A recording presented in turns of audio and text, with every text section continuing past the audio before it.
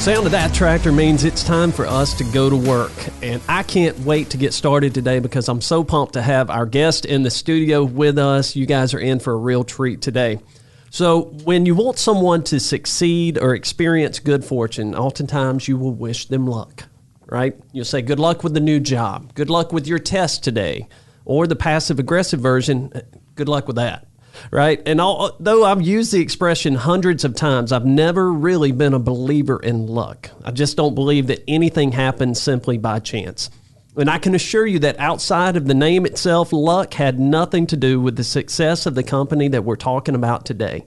For nearly 100 years, this family-owned company has managed to establish themselves as a major player in the aggregates business by staying focused on three things: their purpose, their values, and their people.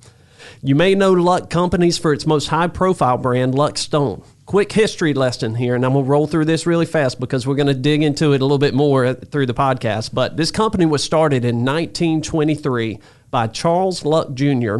under the name Sunnyside Granite Company in Richmond, Virginia. In 1955, we introduced Charles Luck III, who joins the company and then later becomes president 10 years later in 1965. In 87, we introduced Charles Luck IV, Charlie, who leaves his racing career behind and trades in a racing helmet for a hard hat. And he becomes president of the company in 1995 and is still wearing that hat in addition to the CEO hat today. 2015, Luck Companies welcomed the fourth generation to the team, and our guest today, Richard S. Luck, General Manager of Luck Stone. Richard, welcome to the Give Us the Dirt podcast. Thank you, Brandon. I'm super excited to be here. It's good to have you. I know we've been excited about doing this for a while now. We've been working on it, so to have you here in the studio today is a treat. Yeah, absolutely. Absolutely. What, have you listened to any of the podcasts before? I have. I had actually listened to it before you guys had kind of reached out to us. And, man, I've just enjoyed it so much. I love the casual nature of it and think you do a great job. And, man, when y'all reached out, I was super excited to drive down to Charlotte and be a part of it. That's awesome. Well, thank you first off, thank you for listening. That's cool that you were listening to it before we even started reaching out. But because you've listened, you know how we like to introduce our guests. So we typically ask our guests to tell us, how would your wife introduce you to a group of friends that don't know anything about you? What would she say about you? Yeah, so I called her on my drive down this morning, and I was like, they're going to ask me this question. So how would you introduce, or how would you describe me? And she said, "You're just so sweet." I was like, oh, don't make me say that on the podcast. So that is how she would describe me. Can you give me something a little more manly? Yes. So I thought that was so funny. But That's awesome. She said, "You're just so sweet, and you love me, and you love our kids." And then I was like, well, what about my work? How would you describe my work? And she said, it's crushing big rocks into little rocks. And that is what we do. My wife, her dad has actually worked for the company for around 35 years, which is really cool. So she kind of grew up with the company being a big part of her life as well. So I tell people, I drink out of Luck Stone cups at my house, and I go to my wife's house, or my wife's family's house, and drink out of Luck Stone cups there. That is awesome. What a great introduction, though. Just so sweet that you care about the kids and family and her, but yet she also knows the business. She knows the aggregates business probably as well as anybody. She's grown up in it, too. So that's really cool. I know, I don't know, I spent 20 years in the aggregates business, too, and I know that was always a challenge for my wife to explain to someone what I do. And it would always end up back at the same point. She would say, look, I tried to describe it. He sells rocks. Yes. At the end of the day, he sells rocks. And so it's great to have you. Thank you so much for being with us. I went through the story of Luck Stone in about 30 seconds there, but there's so much more there. Walk us through the history of the company. I know that you've heard these stories all your life. What are the stories of Luck Stone and the history of Luck Stone that you tell your kids? Like, tell us what we don't know from the website. Yeah. Well, you did a wonderful job in the introduction, but so it probably starts one generation before that. So it would have been my great-great-grandfather. He had 3 children, 3 sons, and he had kind of 2 businesses going on. He had a contracting business, kind of doing some road construction, and then he had a dairy farm.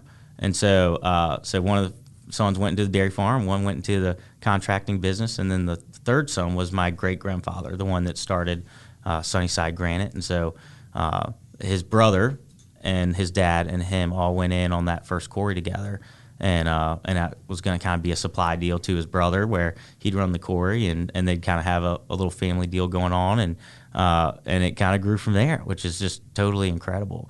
But I think the stories that we like to tell, and that I'll tell my kids, and that we tell within the company, is just this story about people, and this story about the connectedness to our people. So even back at that first quarry, they bought this railroad car, and they brought it in, and they turned it into this kind of cook cart.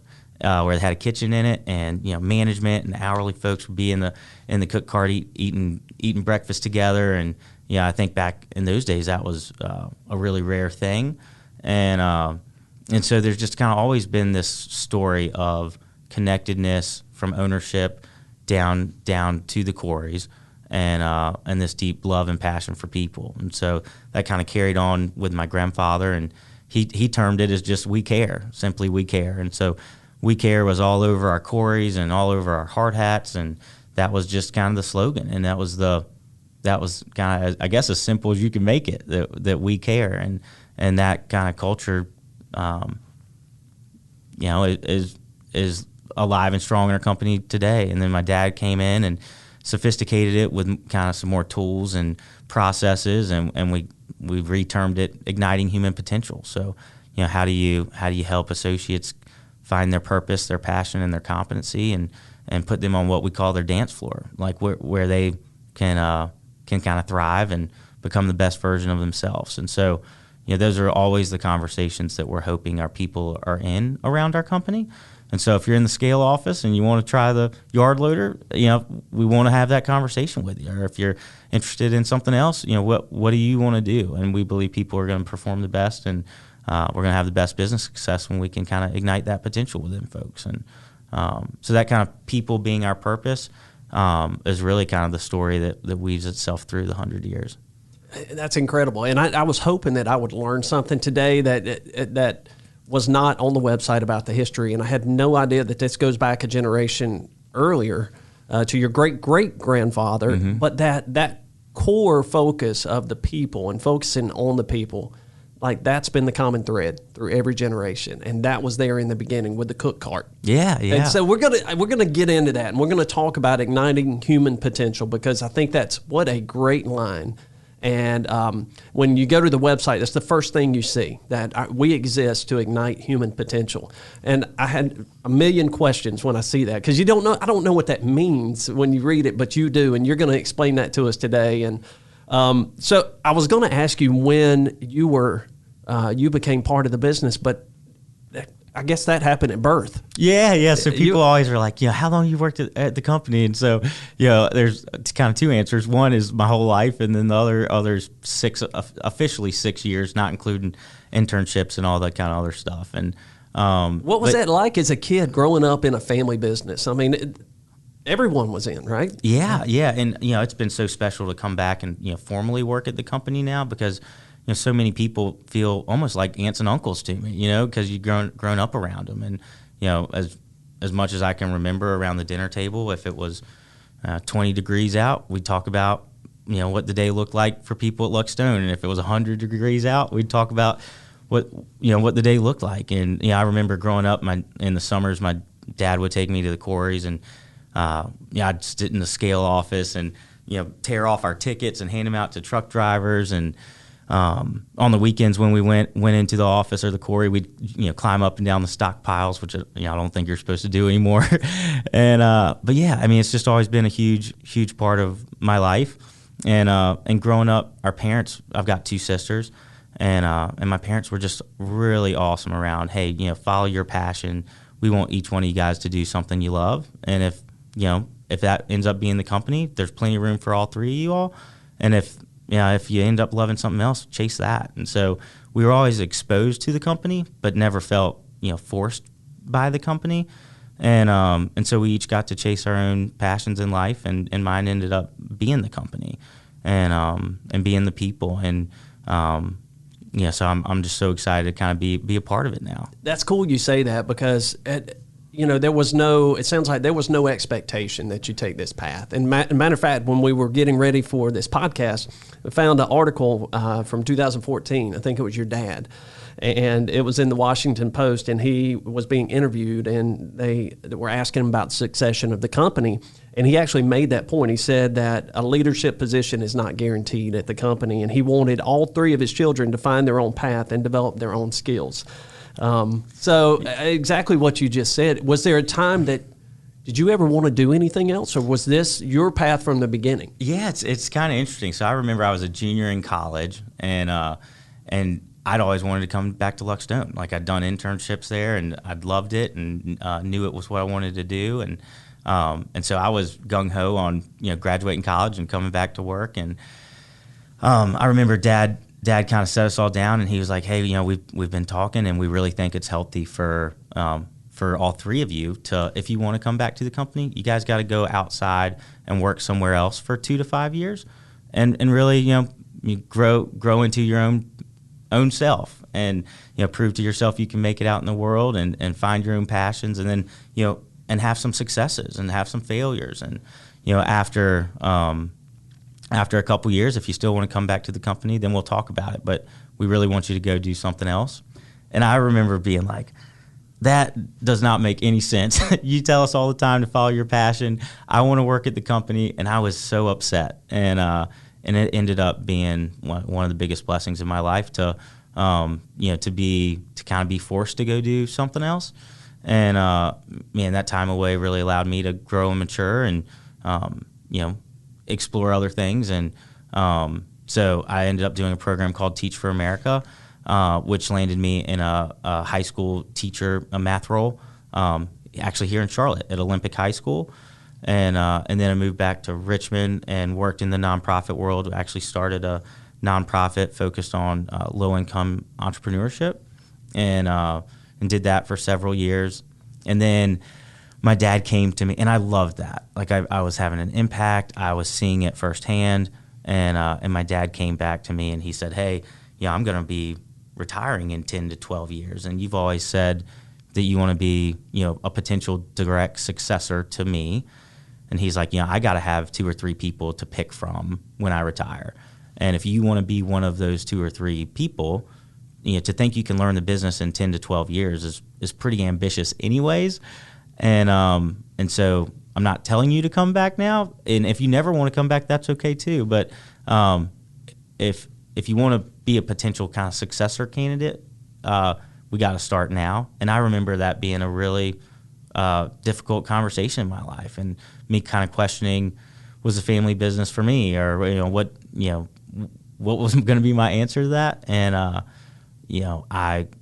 big part of that was about the impact I was having. At the nonprofit, I felt like I was having this big impact, and in my head, I was like, am I going to feel that way when I go work at this big company? And so, anyways, chose to go ahead and come back to the company, and I can't tell you how that's been the best decision I've ever made. And I absolutely feel that impact every day with our associates and with our customers. So many stories around our pension program, where people come up at retirement and they're crying and hugging me about it, and just all these cool stories about people that their lives have been changed by working at the company. And I don't know that I saw that before I was in the company, and so that impact's definitely still there in my current job. What a cool story. Yeah, and hats off to your dad for realizing that was going to be an important piece of your story, to go off and do something else and to find yourself and find the things that matter to you and your purpose. But I love the fact that you resisted that. You didn't want to do it. You thought it made no sense. But yet when you did it, you didn't go and start your own business. You didn't go into the for-profit sector and to corporate America and say, all right, let me figure this out. You became a math teacher. Yeah. And you started a nonprofit organization. And I think that, and to hear how that impacted you personally, and that gave you just a greater focus on people and serving. Yeah, and I think that kind of goes back to our company, right? Because that was how I was brought up. Those were the values in my family. And it was all about, to whom much is given, much is expected. and how do you weave that throughout your life? And so, when I think about the company, for me, like why do I want to wake up at 4:45 or 5 every morning? It's because I deeply believe that the biggest impact that we can have in the world is running a wonderful family business where people love to come to work and they can fulfill their wildest dreams and make a good living and all those kind of things. And so, I think it all starts from the very beginning, what your parents teach you, right? And what about your sisters? Yeah, so did they take a different path? They did. Okay. So they each had chances in high school where we all worked in the business doing internships and all, and but each one of us had a different love. So one of my sisters loves horses and has since he was a little kid, and so she's down in Florida now. And my other sister loved kids and just always loved kids, and she wanted to be a teacher. But I mean, they had those passions from when they were like in elementary school, right? Mm-hmm. And so they were encouraged to chase those, and are both really happy in their lives right now. They said, Richard, you can have the rocks. Yeah.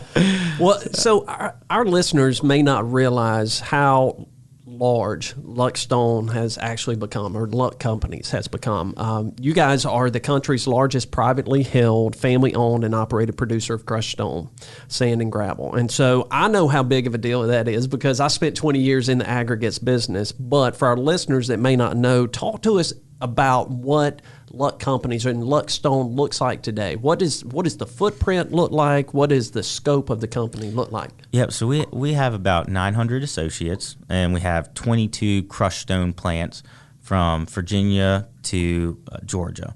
Then we've got distribution yards more on the coast where we'll barge or rail crushed stone to the coast.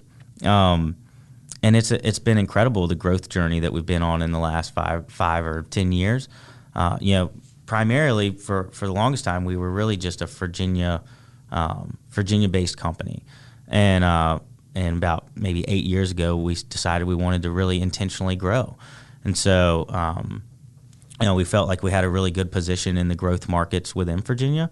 So when we started saying, where do we want to grow, we looked into the Southeast, so North Carolina, South Carolina, and Georgia. And outside of the obvious things such as population growth and just all the development going on in the Southeast, one of the biggest drivers was the people and the customer base. So we've always loved working with family businesses. We see so much success when we're able to work with other family businesses, and then kind of a culture fit of our people and culture, and being able to take our culture from Virginia to other states. It just Southeast felt right to us. Mm-hmm.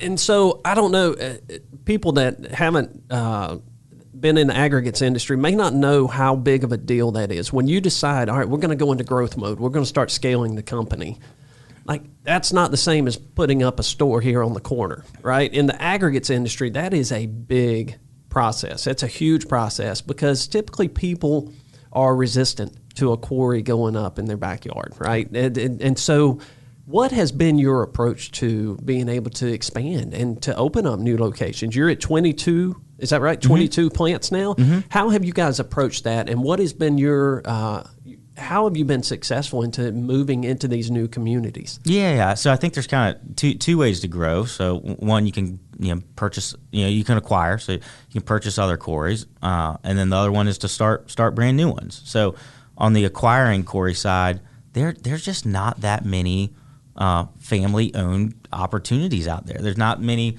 one or two mom and pop kind of quarries around. There's no Sunnyside Gravels anymore. Yeah, they just don't exist anymore. But what we did is we identified all the ones that do exist, and we went out and started building relationships with them. And we feel like that's where we can really show up well, where we can meet together one-on-one with family members and talk to them about their family and succession within their businesses and taking care of their people, right? So that's a huge deal for us as we go through kind of acquisition work is, people that are selling their business want to know that their people are going to be taken care of. And we can make commitments to them and look them in the eyes and deeply believe that we're going to do one heck of a good job taking care of them. So that's been more of our acquisition strategy. And then our greenfield or new quarry starts has kind of also had that same mentality around it. So, you're going in and you're looking for big plots of land and areas that are going to be developing, and then you got to go through this permitting process, and it's extremely difficult. And so we've said, how can we bring our culture and our values to that process? And so what that's looked like is us spending lots of time, money, and energy becoming a part of the community before we're even there. So how do we reach out to the key stakeholders? How do we, understand what's important to them? How do we support things in the community that the community cares about prior to us even being there? And then how do we make our permit application and all of that line up with that? And are there things that we can do in and with the community before we're even there? And so that's kind of been our permitting and greenfield strategy, if you will. That's awesome. I love that. So it's a effort to commit to investing back into that community long before you're ever there. And it's relationships, too, that you guys are starting years before you ever do anything with these family-owned operations. Like, you've been talking to these folks for years and years and years about the opportunity to provide their family with a succession plan and to protect what they've worked on for years and years. So I love that strategy, and that's the thing I think separates you from the other players in your space right now. Definitely. Yeah, I think what's so cool is being a family business and being in the quarry business specifically, you get to think in 50 or 100-year increments, right? And so you get to have a patient view on capital, you get to have a patient view on relationships, and really, what we call do it right. And so I think that's what we're doing. So why the Southeast? Why has the focus been on the Southeast? What do you guys see there that you like, and what fits well with Luck? Yeah, so I think it's probably two things. One, just the phenomenal growth that's occurring, population growth that's occurring kind of throughout the Southeast. But two, it's really the people and the culture fit, and that's both from a customer perspective, but also an associate perspective. So we still see lots of family businesses throughout the Southeast, and we're excited to get down here and work with them and partner with them and support their businesses.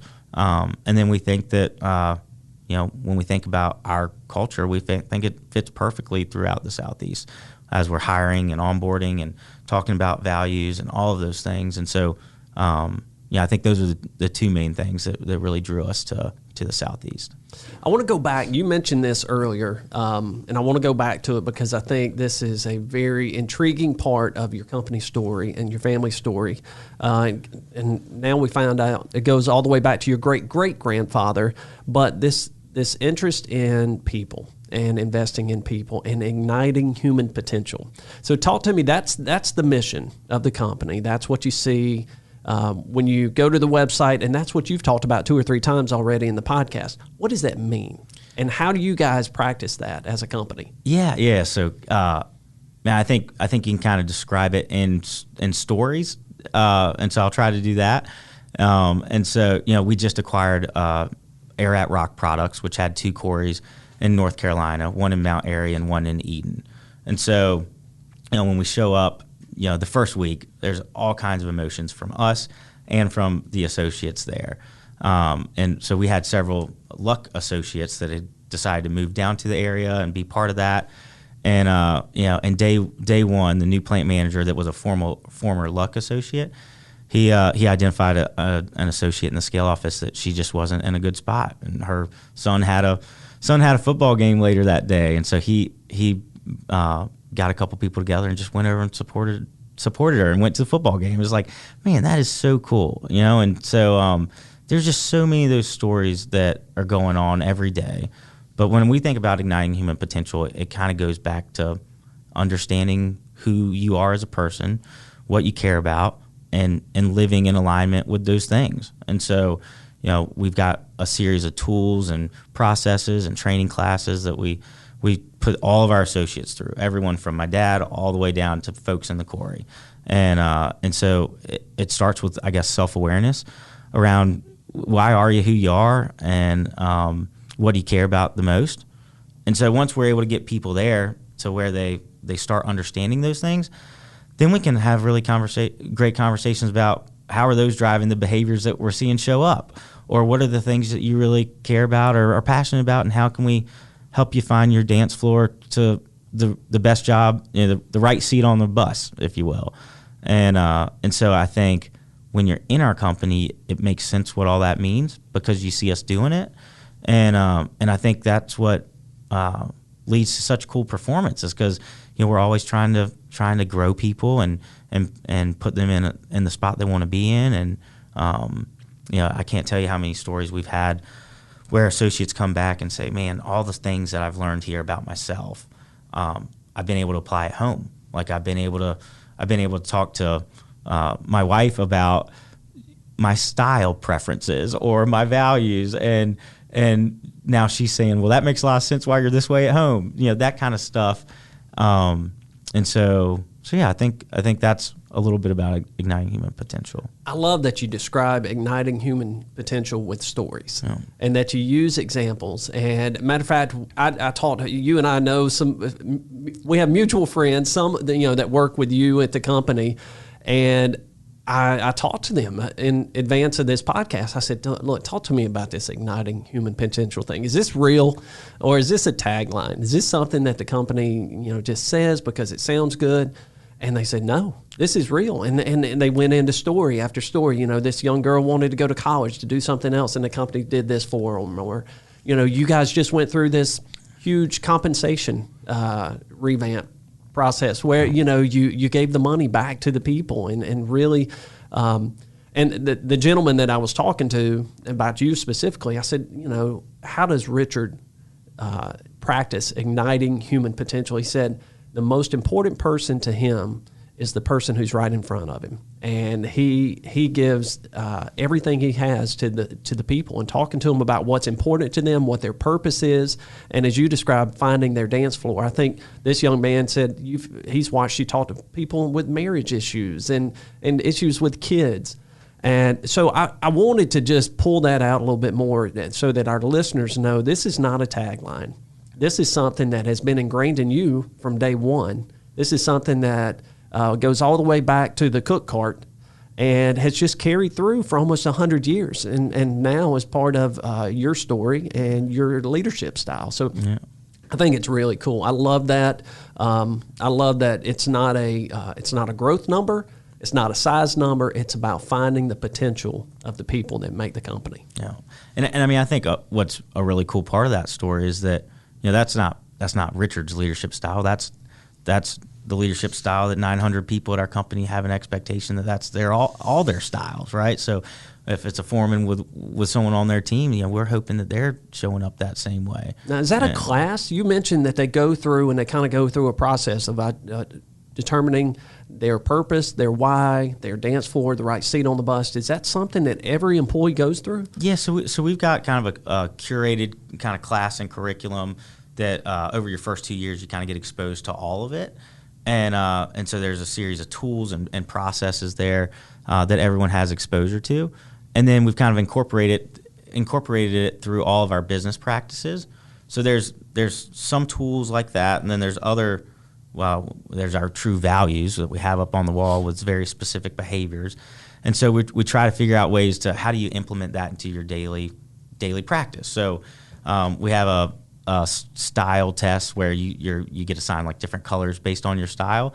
And so a plant might put different colored stickers on their hard hat to kind of let everybody know, or another plant might have cornhole boards where they throw bags in the morning and it lands on a value and they have to talk about it. And so, I think it is a class, but then each manager kind of has their own way of incorporating it into their daily behaviors. And so I think that's what makes it super special and makes it transcend across all levels of the company. And a really cool story that, when we really got intentional with our culture and our values and a lot of these classes, we called it our values-based leadership journey. So when we really started that was in a period of time where the company had been through record growth. So we'd had like 12 or 15 years of record year after year after year. Company had grown from like 300 people to like 1,400 people or 1,300 people. Everything was good, but my dad was like knew that everything wasn't good, that the culture was changing, there was always meetings after the meetings, and all that kind of stuff was going on. And Dad was like, man, I don't know that this is the company that I really want it to be. And so they kind of reached out for some help, and someone came in and said, hey, write down all the things that are wrong with this company to our leadership team. So they started writing, and then he said, hey, put your pens down. And he said, how many of y'all wrote me? And so that was kind of like my dad's reality check, where it was like, hey, stand in front of the mirror and look at your own leadership. And so that's kind of how that journey started. And so once it started taking hold within our company, a lot of our customers started coming to us and saying, man, what's going on? Like, how did you guys turn it around? And, we're hearing all these people talking about all this value stuff, and what does that mean? And can you come to our company and kind of help us do some of this? And the demand for that from our customer base was huge. And so we ended up starting a nonprofit. It's called Inner Will. And so what we do is we consult and work with other businesses, many of which are our customers, to try to help them with anything from family succession planning all the way to strategic planning, and then culture within a company, and how do you drive culture. And so that's been a really cool thing for us, and something that I know my dad personally feels like that's his kind of gift back to the world, right? So we're doing it within our own company and seeing lives change. How can we impact more lives and do it through other companies? What a great story. I had no idea. I had not heard that part of it yet. And I was going to ask you about Inner Will, so I'm glad you brought that up. But to know that came from a time where you're trying to figure out what's going on. How are we losing control with this? It's not exactly what we hoped it would be. But the answer was as simple as look in the mirror. Yeah. And what is my role in this? And what am I doing that is contributing to this, and what could I be doing differently? We're going through something very similar. We've gotten away, it sounds like you have, no more bosses, no more managers. We want leaders. We're training leaders, we're developing leaders, but that starts with extreme ownership. And I don't know, you've probably seen the book, Jocko Willink and Leif Babin. It's Extreme Ownership, 2 Navy SEALs, 2 of the baddest dudes you'd ever meet. But they write these 12 principles about extreme ownership, but it starts with looking in the mirror. Mm-hmm. And I think that's great. I love that. And to take that and not just push it through the company, but now to be able to share that through Inner Will with your clients, with your trade partners, that's a great story. Definitely. All right, so this is the part, you've heard the podcast, this is the part where we say, give us the dirt, right? We're going to talk about you for a little bit. All right. Make you uncomfortable. Talk about you. So you're pretty passionate about the business. I can tell that this is you just haven't accepted the torch and say, all right, I'll be the next generation. Like your heart's in this. Where does that come from? Gosh, it's just so cool. Yeah, I don't know. I love our people. I love our industry. I love the equipment and how tangible our work is, right? You can go out and see it. I love continuous improvement, and Lord knows there's plenty of that to happen within any company. I mean, you just see opportunity for improvement all over the place, and then our people, right? Working with our people to solve those problems and have fun and have deep conversation, and I couldn't imagine doing anything else. That's awesome. That's awesome. So we won't circle a date on the calendar or anything, but there's, the impression is that one day that opportunity for you to lead this company is going to be there. Is that heavy for you, Richard? Yeah. So I never, going back to the story of growing up, never felt pressure at all around it. Even in that conversation that Dad and I had about coming back to the company, I didn't feel pressure. And then I would say that, the week I started at the company was the week I started feeling pressure, because the week I stepped in, it was like, oh, this is Richard, and he's going to take over for his dad one day, and there's a huge amount of responsibility that you feel towards 1,000 people and all their families and all our clients and all of those things. So there is that responsibility. But man, I think what's so cool about it is that it's not all on my shoulders. We're one huge team, and so I've had this great experience where I moved up to Northern Virginia and I worked in the quarries for a couple years, and ran equipment and ran our plants and learned how to weld and all those kind of things. And then I went into a sales role, and then I went into kind of a general manager role. And through each one of my experiences at all the sites I've worked at, I was a little nervous. I was like, how are people going to receive me? And is this a golden spoon boy or whatever that story could be? And man, every person within our company that I've had a chance to work with has said, I love this company and I want it to stay a family business. And it's my responsibility to make sure that I teach you everything I know so that you can be the best leader possible, and so that you can lead this company for generations to come and continue running a family business. And so, the way I've been received by our associates has meant the world to me, and probably another reason why I'm so passionate about it. I think that's great, too, that you, well, first off, that's a testament to your authenticity, and people see that about you. It's not that you've been given anything, that you are there, you're willing to get dirty, put your boots on just like everyone else, and get into the business and prepare yourself for an opportunity when it comes.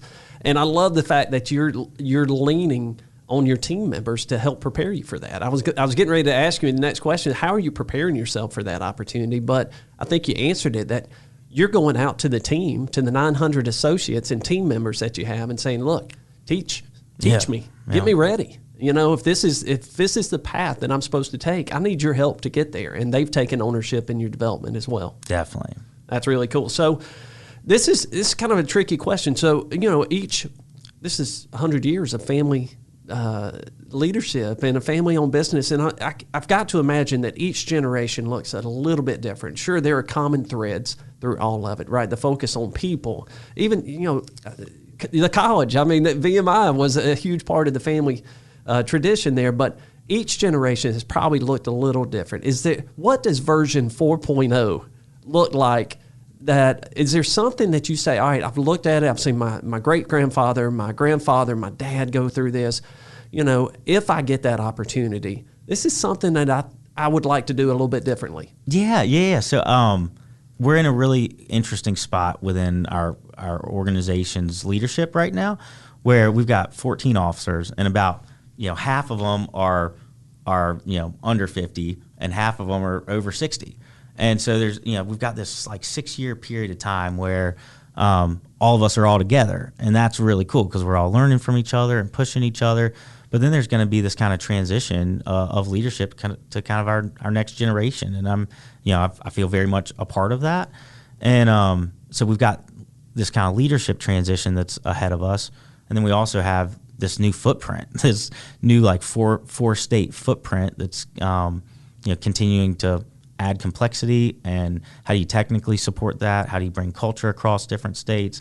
And so, so that all that transition is kind of happening at the same time that you're talking about for me, and maybe whatever my legacy ends up becoming. And so I don't know exactly what that looks like. I think about my dad and my grandpa. Did they know exactly what their legacy was going to be when they were 32? I don't know.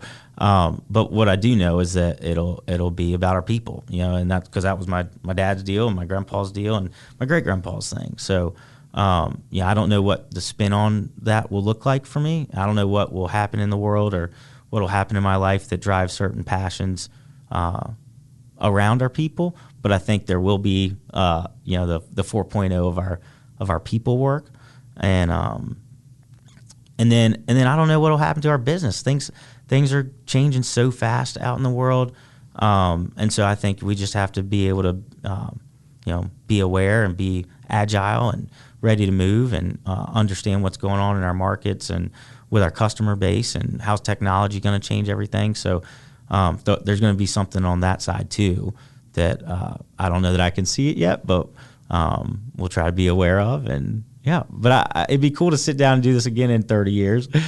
Yeah, I was sitting there thinking that your great grandfather, Sunnyside gravel company, would he have ever envisioned that you guys would have 22 operations spread across the Southeast at that time? Maybe the answer is yes. Maybe he said he had the vision that this thing was going to turn into something great. But I do think that it's going to be very cool to watch you put your fingerprint on this thing, and for you to be able to make it yours, and take all of what you've seen and learned in a very short amount of time, and to to take it to that next level. So I'm going to ask you to do that. So I'm going to ask you to pull out your crystal ball. What does the company look like 10 years from now? Yeah, so I think our footprint will grow. Yeah, and I think our challenge is how do we do that in a way where we don't lose ourselves again, And so how do we do that in a purposeful way where, because the thing, again, for me, the whole reason I want to even be a part of the family business is because of our culture and our people, right? And so, while financial growth is important, doing it the right way is even more important. And so, I think that's a big piece of kind of what it looks like going forward, being different. And then, so every 5 years we go through kind of a purposeful visioning cycle where we set a new strategy. And so we just have rolled out our Vision 2025 work. And a big part of that we're calling well-being. And so it's focused on financial, mental, and physical health of our associates. And so I'm really excited to see kind of how that goes. We've got pilot programs like a corporate chaplain that have already started. We've got kind of financial training for folks that have just started. So anyway, so I'm really excited about kind of this well-being journey. Being in the construction industry, well-being is not is tough. I mean, the hours we work, the demands and the pressure and the stress. And so, I think every time we go through one of these 5-year cycles and we set a big goal, like something like a well-being, everybody's like, man, what does that mean? And what I know is we'll make meaningful progress on it. And so, I don't know what kind of work-life balance that means. I don't know how it all play out, but I'm really looking forward to 10 years from now, thinking about the well-being of our people and how we've made tremendous progress there. Those are two things I'm excited about. I'm sitting here thinking about if I'm listening to you on this podcast right now, and I'm one of the 900 associates at Luckstone and Luck Companies, that how proud that makes me to know that you guys just come out of a 5-year visioning session, and what you come out of it with is the well-being of your team. Mm-hmm. Like, that's the focus. It wasn't, all right, this many more locations or this much revenue, this much bottom line growth. It was, how do we focus on the well-being of our team members? And if you do that, the rest of it will come. It's if you focus on that and you focus on your team, the rest of it will come. And I love too that you talk. I tell people all the time, and I've even said it on this podcast, that growing is easy. Growing, but maintaining the thing that made you special is the hard part. Yeah. And that's the challenge. That's the challenge that I'm sure you face every day, and the pressure that you feel is that, how do we grow but yet not lose the thing that got us here?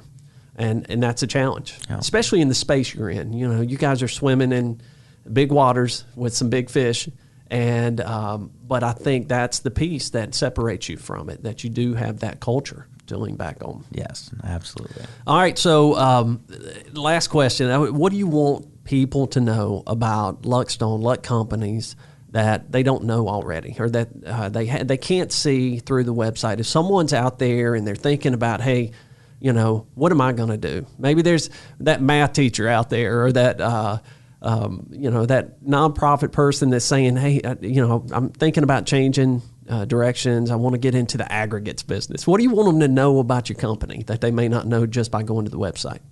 Yeah. I mean, they'll probably see this on the website, but I'm going to use it as my answer anyways. Yeah. I really love my grandpa's deal around We Care, because that to me is so simple. It's exactly who we are. It's exactly who we'll always be.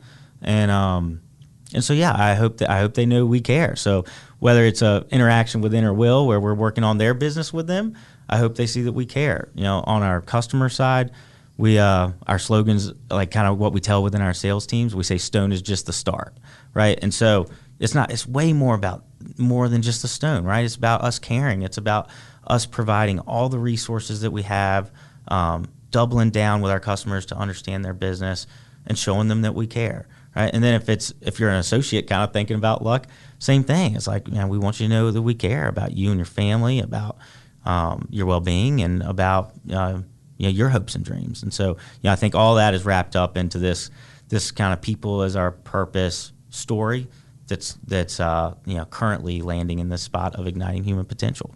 What a great answer. And I'm so glad to have you in here today, Richard. And I was hoping coming into this, I said, please let this be legit. Like all these great things that I've heard about this guy, this family, this company, and this culture, like I want to see that today. And I've seen it, and I'm sure the people listening have heard it today.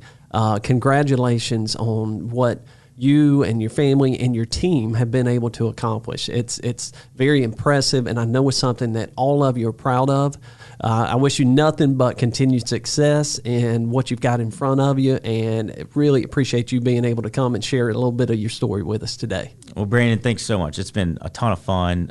My first podcast, so hopefully it went okay. You crushed it. See what I did there? Yeah, I love that. Yep. Richard, thank you so much for being with us. Thank you.